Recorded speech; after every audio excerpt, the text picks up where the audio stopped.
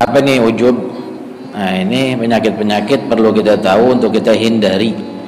Sebagaimana kita mesti tahu ada lubang-lubang di jalan ketika jalanan rusak, supaya kita hindari sehingga kita selamat. Apa ujub? Ujub artinya ru'yatul ibadah wasti'dhamuha, melihat ibadah dan merasa itu besar. Artinya kita kerjain ibadah lalu rasanya kita udah melakukan sesuatu yang besar sekali kepada Allah Subhanahu wa taala, membanggakan ibadah kita. Itu namanya ujub, membanggakan amal ibadah kita.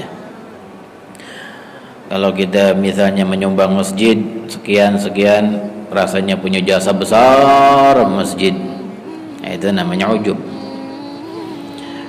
Seperti, dan ujub ini menimpa banyak orang, menimpa orang alim ketika dia merasa besar dengan ilmunya, bangga dengan ilmunya.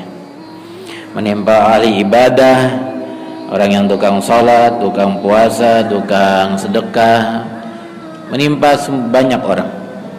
Bahkan Rasul katakan adaku min dabibin naml, lebih halus ini ujub daripada derak-derak kakinya semut. Semut kita nggak pernah dengar derak kakinya, tapi ujub ini penyakit lebih halus daripada itu, sehingga banyak menimpa banyak orang. Dan tentunya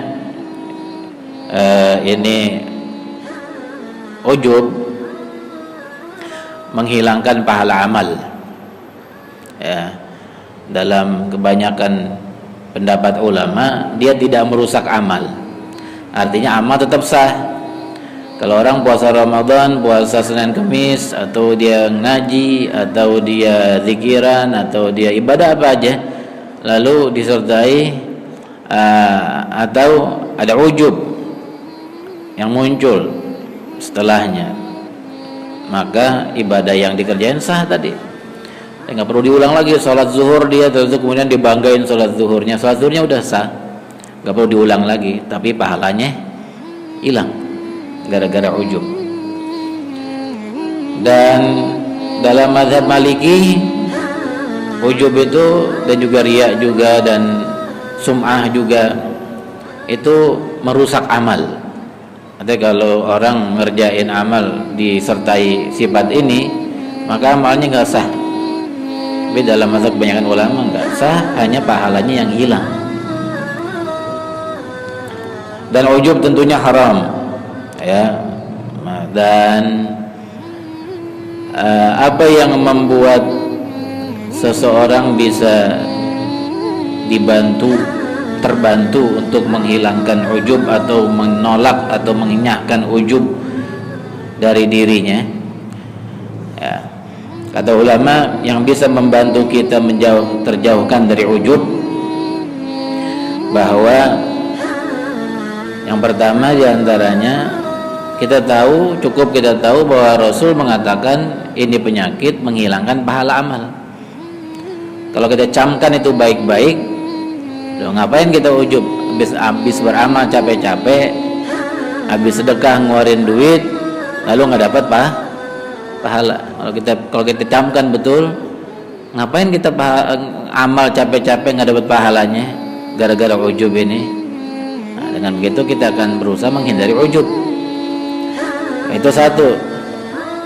Lalu diantara juga yang bisa menghindarkan kita dari sifat ujub, diantaranya kalau kita ditanya misalnya di hari Senin, ente puasa hari ini, kadang-kadang kan kita ditanya gitu sama orang, ente udah nyumbang belum maulid, masjid mau bikin maulid tuh, kan gitu. Kalau kita bilang ya udah, ya, bisa masuk ujub gitu nanti, ya, bisa kemasukan ujub. Tapi yang lebih selamat ketika kita ngomong taqabbalallah, mudah-mudahan diterima Allah, ya. Kalau ditanya orang, udah sholat belum, udah qobliyah belum, ba'diyah belum, zuhur belum, udah ngaji di sana, taqabbalallah, bilang itu. semoga Allah Ta'ala terima. Jadi enggak menisbahkan kepada dirinya. Ya, kalau menisbahkan kepada dirinya, ya udah, udah ngaji. Nah, menisbahkan kepada dirinya, itu nanti akan berkembang sifat ujub atau akan muncul sifat ujub. Tapi kalau kita bilang taqabbalallah, kita nggak tahu amal. Kalau kita pun udah beramal, kita nggak tahu apakah amal kita diterima apa enggak. Mungkin kita mohon maaf, taqabbalallah, semoga Allah terima amal. Itu ucapan itu lebih menjauhkan kita dari ujub. Ya.